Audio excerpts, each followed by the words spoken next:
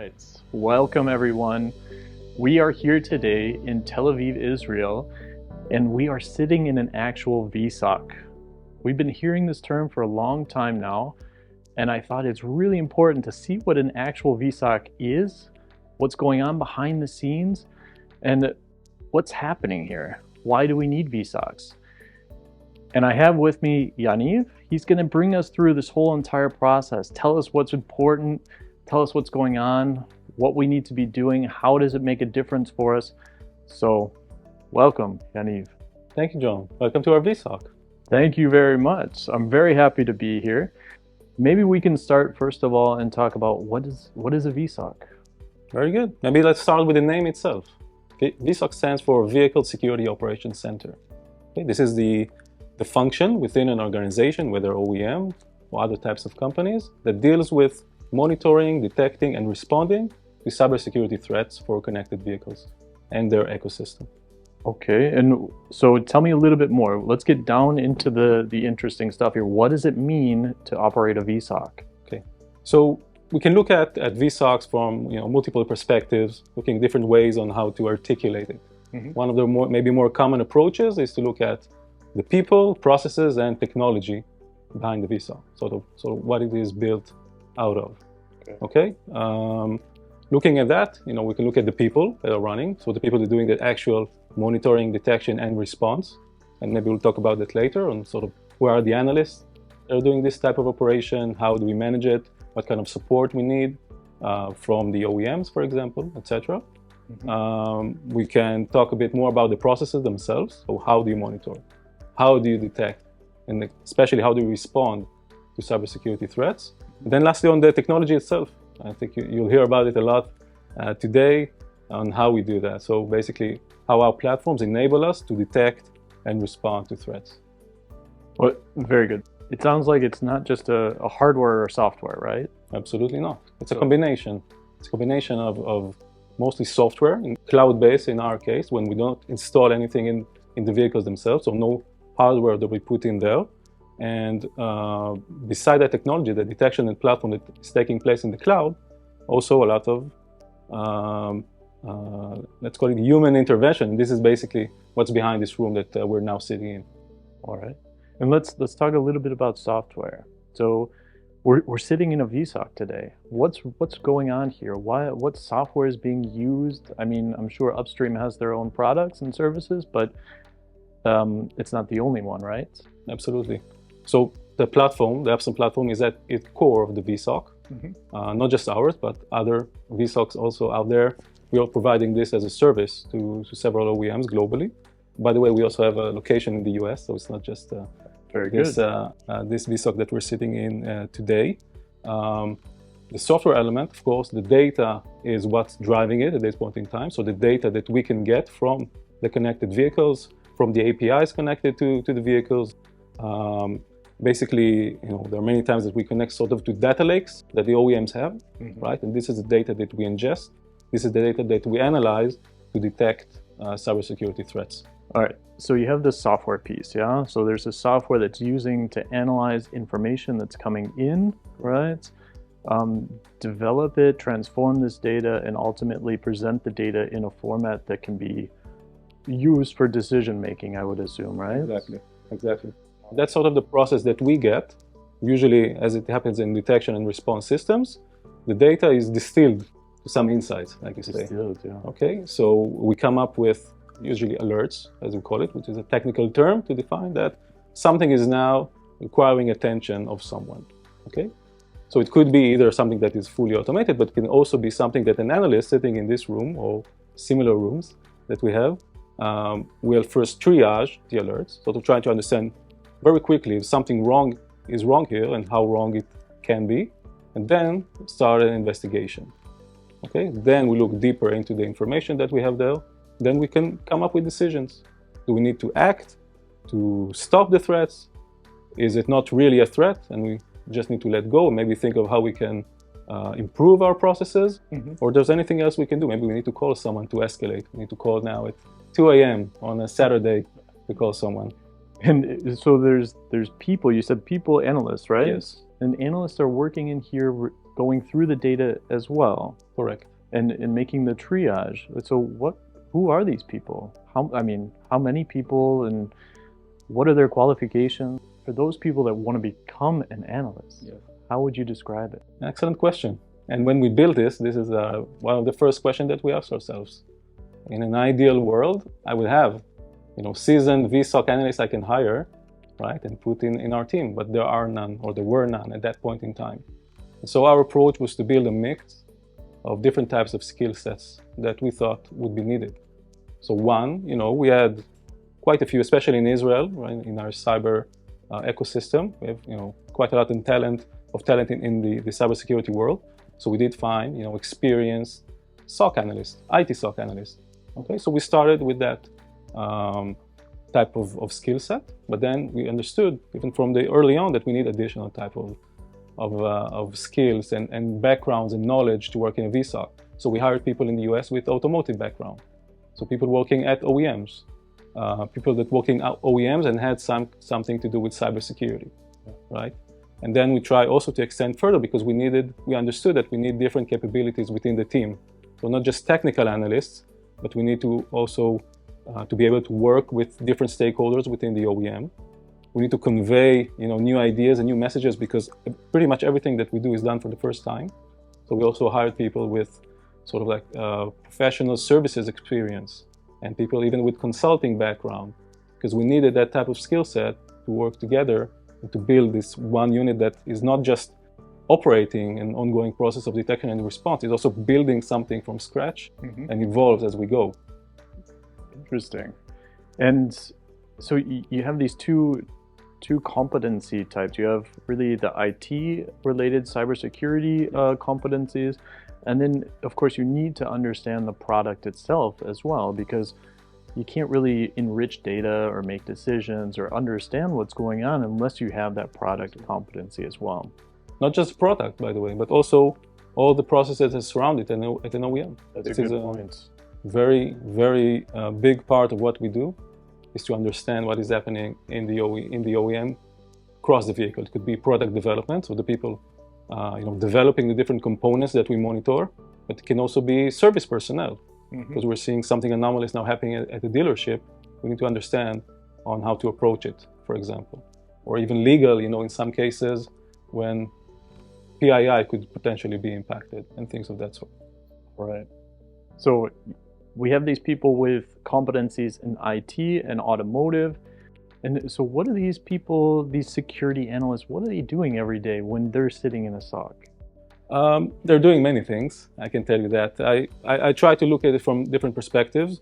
There is a day-to-day, right? The operational day-to-day of, if I simplify it by a lot, by going through the alerts, right? There are many anomalies, especially when we monitor today over 10 million vehicles. There are different things going on, but some of them are anomalous. How many alerts do you get, a day? It depends on the customer. We can get to several dozens a day. Okay. Some cases could even be over 100, especially if there are new data sources involved or things of that sort that needs to be optimized. It could be over 100 easily. And so after you've reviewed the alerts, you guys are doing some kind of triage as well to understand or enrich the data elements that you currently have? Yes. Or exactly. So we have the day-to-day, right? When we're triaging, investigating, then, we can, in many cases, it comes up that we need to do something differently. We need to have a new data source. We need to be able to work with someone new in the organization that we haven't approached before. So this is also a big part of our day-to-day. So you're also interviewing or monitoring potentially human resources that might be involved as well to get more information? Absolutely. We're engaging SMEs across the OEMs on a daily basis. Amazing. Tell us a little bit about the investigation process. You have an alert, you start going through it, and then what happens? So usually from the use case that we're monitoring, we have a sense of what is going to come. And we build playbooks in order for us to facilitate that type of investigation. Okay. But sometimes there are anomalous things that happen that we did not consider in the past. So the anomaly, for example, of a machine learning profile in our platform triggering something that we never seen before. So we have different methods that we approach the investigation. So we look at both the vehicle and in many cases also the consumers that are connected to that vehicle. Very cool. And so then based on all this data, you guys are making decisions. And who is making these decisions? What kind of decisions are you making? So we're working with our customers to do that as part of the playbooks that we build. It's not just a document, it's basically how to operate. So if there is any suspicious activity going on and we can quantify it, we can understand it, we also define in advance what needs to happen. So if, for example, a user is abusing the APIs of connected vehicles, we can block or suspend that user from operating. And we can do that all inside the vSOC. Correct. Very cool. And it sounds like there's a lot of preparation work that goes on behind the scenes. You talked about playbooks, you talked about discussions with the customers. It sounds like there's a lot of effort that goes in before we even start discussing a potential event or incident. Something I think very important to keep in mind, almost everything that we detect at an OEM is seen for the first time. So it shouldn't come as a surprise that there are no processes in place to address it. Amazing. Yes. So it's a very big part of what we do, both in the build-up, but also as we continue to operate. So an OEM can have a new model, can have a new geographical location that they're working on, and this will introduce new things for us to look into. It sounds really like being a security analyst and working in a SOC is never the same. It's never boring. That's what I always tell the people that I hire. I can't promise them everything, but I can promise them it will not be boring. All right. So we talked a little bit about process and what it means for a security analyst, but let's get down to the really interesting stuff. Can you give us an example of an event or an incident that's happened in the wild and how you guys went through your processes and methods to solve that? Sure. Let's take a real example that we've seen. Even sort of a new type of incident, we even coined the term to address it. But maybe a bit of context before that. We've seen many times in the past, not just in vSOCs and connected vehicles, but basically in general, we've seen that attackers always trying to find the weakest link, right, to attack. And many times it has been done on the enrollment process of new users. We've seen it in the financial services industry with banks, and we've seen it in many areas.